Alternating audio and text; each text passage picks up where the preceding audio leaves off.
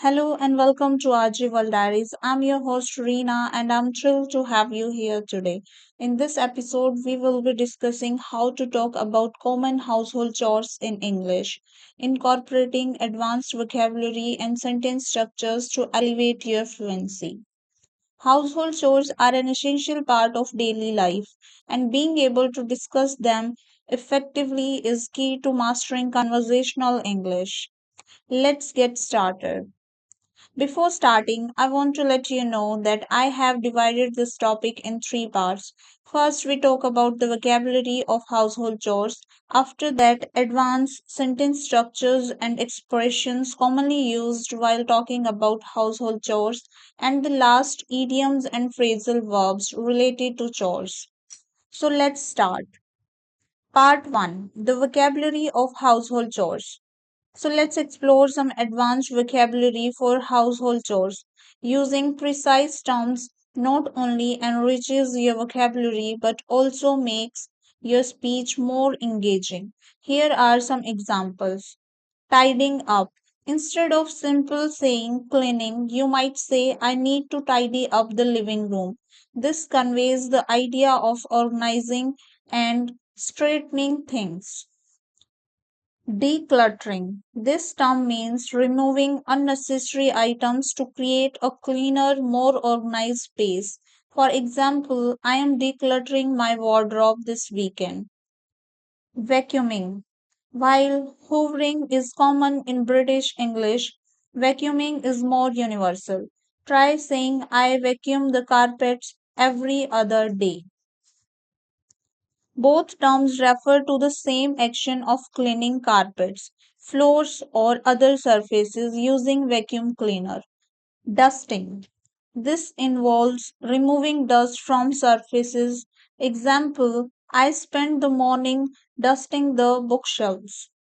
Scrubbing. This refers to cleaning something rigorously.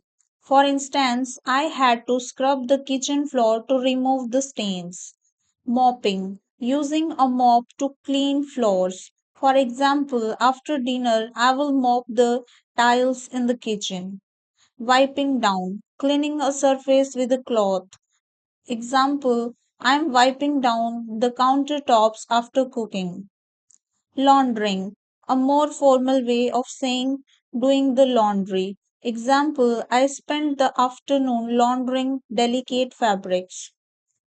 Ironing, pressing clothes to remove wrinkles. Example, I need to iron my shirt for tomorrow's meeting. Taking out the trash, also known as emptying the garbage. Example, could you take out the trash before you leave? Polishing, making something shine. Example, I polished the silverware for the dinner party. Another example, I polished my shoes to make them look brand new. Or I polished the wooden table until it gleamed. Or he spent hours polishing his car to give it a mirror like shine. Now comes to part 2, advanced sentence structures and expressions.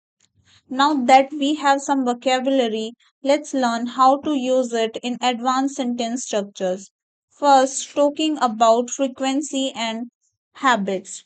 For example, I make it a point to vacuum the living room every evening. Simplified meaning, the speaker is saying they have made vacuuming the living room a daily habit and they do it every evening without fail to keep the room clean and tidy. Means it is a habit. We alternate between mopping and sweeping the floors to keep them spotless. Simplified meaning, the speaker is saying that one day or time they mop the floors and the next day or time they sweep the floors. This pattern repeats consistently to maintain cleanness. I have a habit of decluttering my workspace once a month to maintain productivity.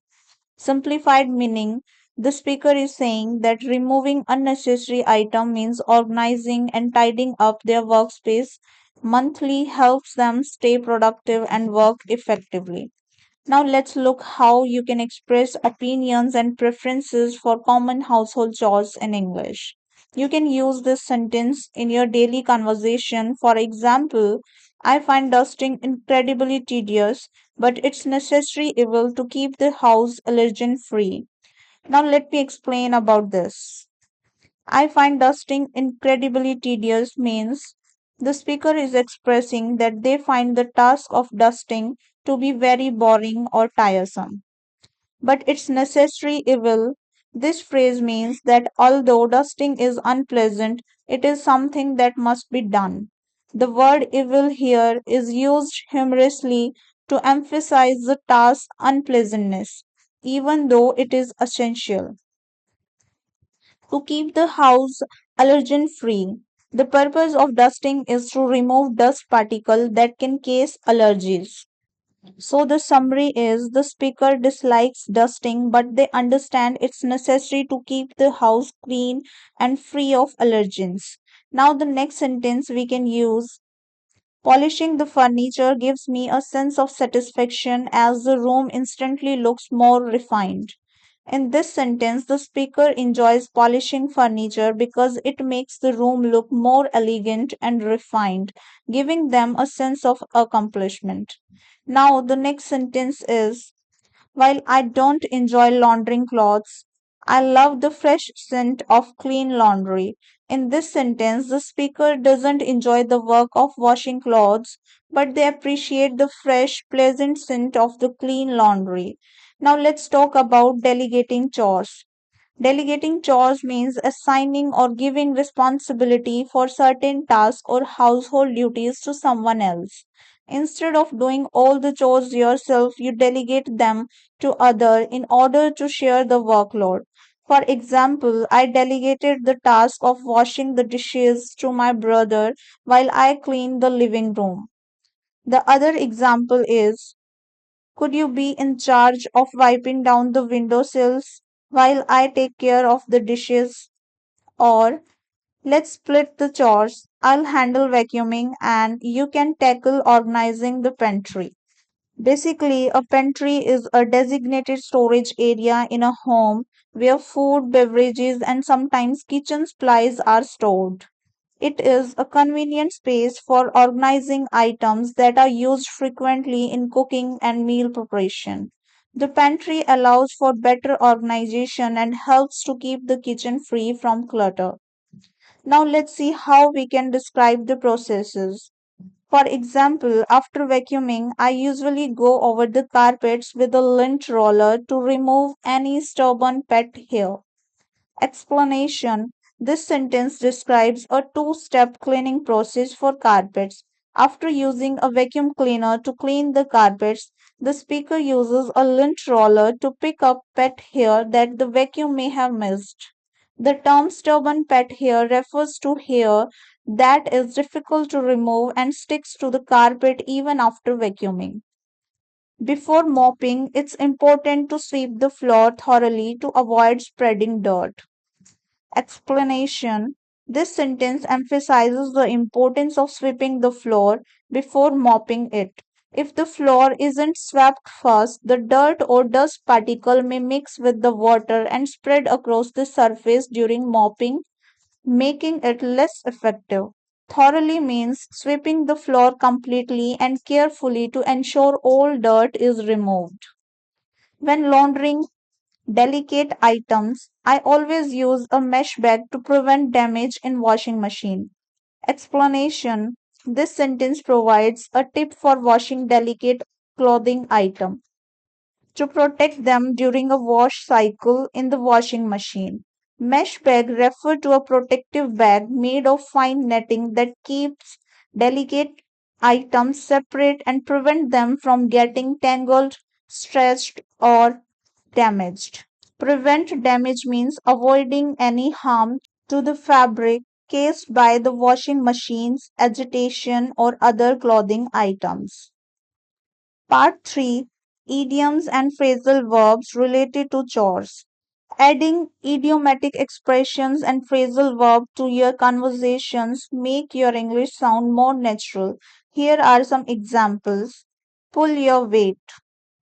Everyone in the household needs to pull their weight when it comes to chores.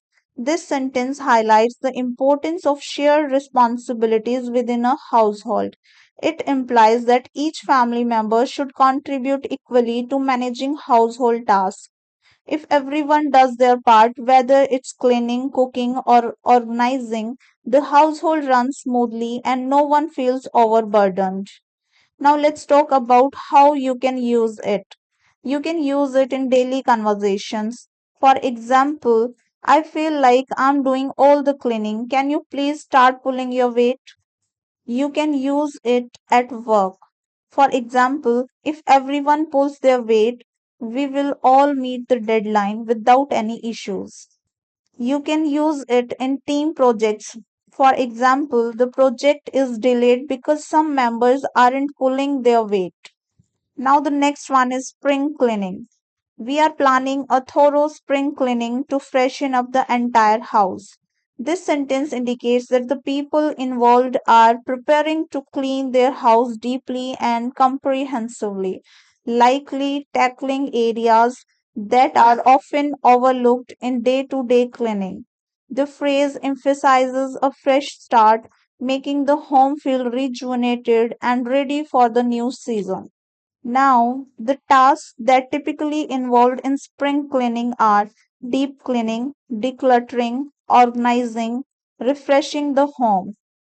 In deep cleaning, washing windows, cleaning behind appliances, and scrubbing baseboards are included. In decluttering, sorting thorough closets, donating or discarding items no longer needed are included. In organizing, rearranging storage areas and categorizing items for easy access are included. In refreshing the home, adding plants, changing linens, or rearranging furniture to give the space a new look are included. Now let's come to knuckle down. I need to knuckle down and finish scrubbing the bathroom.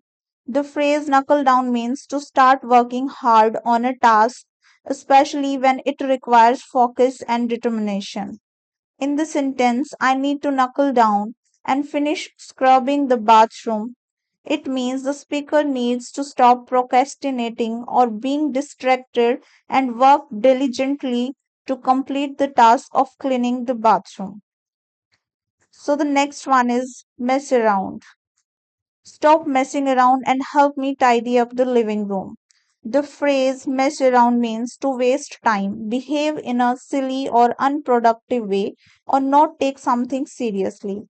In the sentence, stop messing around and help me tidy up the living room means the speaker is asking someone to stop being playful, distracted, or unproductive and instead focus on helping to clean and organize the living room. So the next one is chip in. Could you chip in and help with the dishes after dinner? The phrase chip in means to contribute or help with something, either by giving effort, time, or resources. In the sentence, could you chip in and help with the dishes after dinner? It means the speaker is asking someone to assist or contribute their effort to clean the dishes after the meal. So, part 4 is practical exercises. To practice, try describing your household routine in details. For example, every Saturday morning, I start by stripping the bed sheets and laundering them. While the washing machine is running, I dust the furniture and wipe down the windowsills. Once the laundry is done, I hang it out to dry and vacuum the floors.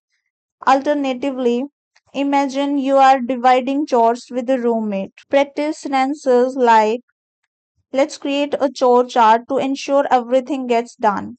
I can vacuum and mop, and you can handle the laundry and trash. So that's all for today's episode on how to talk about common household chores in English. By using advanced vocabulary, incorporating idioms, and practicing descriptive sentence structures, you will sound more fluent and confident. Remember, consistency is key, so keep practicing. Thank you for tuning in to RJ World Diaries. Don't forget to subscribe and share this podcast with others who are learning English. See you in the next episode, and until then, happy learning.